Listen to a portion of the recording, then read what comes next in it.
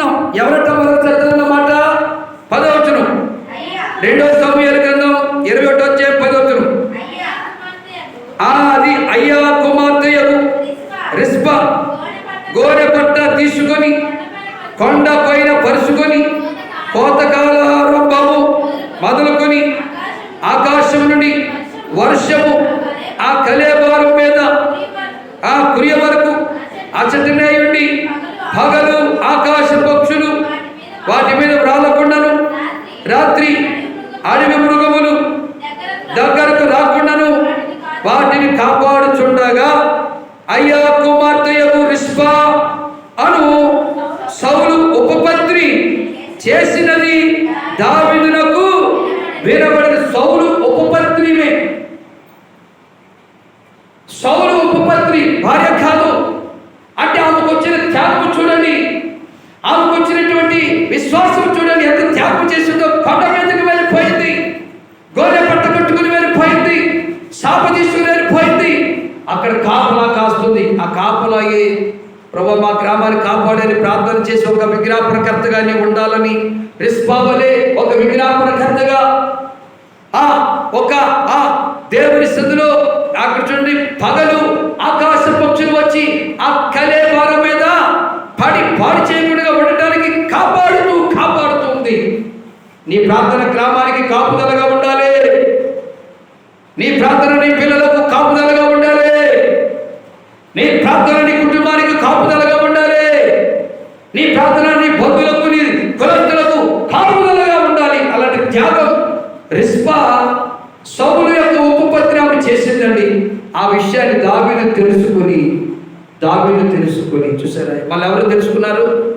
దావీదు తెలుసుకొని ఆ ఎముకలను ఆ కలేబారములను అటన్నిటిలో తీసుకొచ్చి ఆ సౌలు యొక్క తండ్రి దగ్గర చేర్చినట్టుగా కనబడుతుంది. ఎందుకంటే వాళ్ళు అభిషేకం పొందిన వాళ్ళు, వాళ్ళు ఆత్మ పొందిన వాళ్ళు, వాళ్ళు గతంలో వెలిగించబడిన వాళ్ళు, వాళ్ళు గతంలో ఆత్మీయతలు ఉన్నటువంటి వాళ్ళు.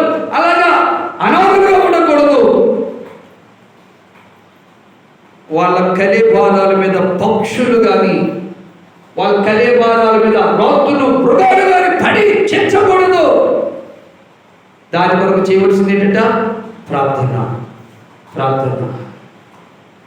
జీవము గల దేవుడు మౌనముగా ఉండునా, తన పిల్లల కాయన మేలు చేయకుండునా, తన పిల్లల కాయన మేలు చేయకుండునా, నిజముగా మొరపెట్టినా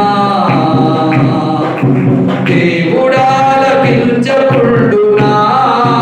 కాబట్టి సహనముతో కనిపెట్టినా సమాధానమీయకుండునా. హల్లెలూయా. ఈ రిస్పా ఒక స్త్రీ ఎంత ధైర్యంతో, ఎంత విశ్వాసంతో ఒంటరిగా ఆ కొండ మీదకు వెళ్ళి గోనె పట్ట కట్టుకొని సాపేసుకొని కనిపెట్టుతుంది.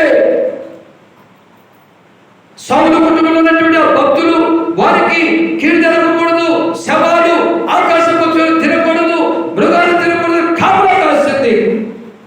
దేవుని సన్నిధిని కాపలా కాసే వ్యక్తిగా ఉంటున్నావా? దేవుని సన్నిధిలో నిత్యము తోపు వేసే ప్రార్థనా పర్ణాలుగా ఉంటున్నావా?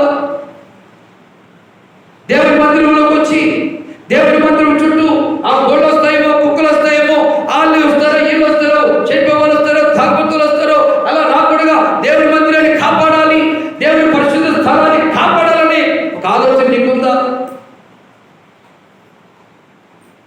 ఆమె ఒక్కటి కూడా ఆకాశం నుంచి వర్షం కురిసే వరకు, కురిసే కలేబారాలు తడిపే వరకు కూడా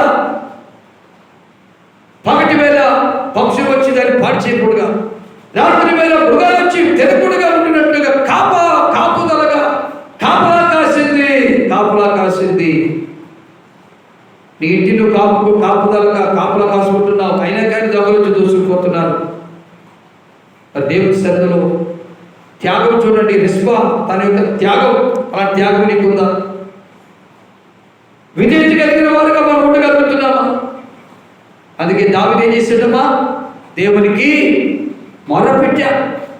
ఎప్పుడు కరువు వచ్చినప్పుడు మొరపెట్టాడు.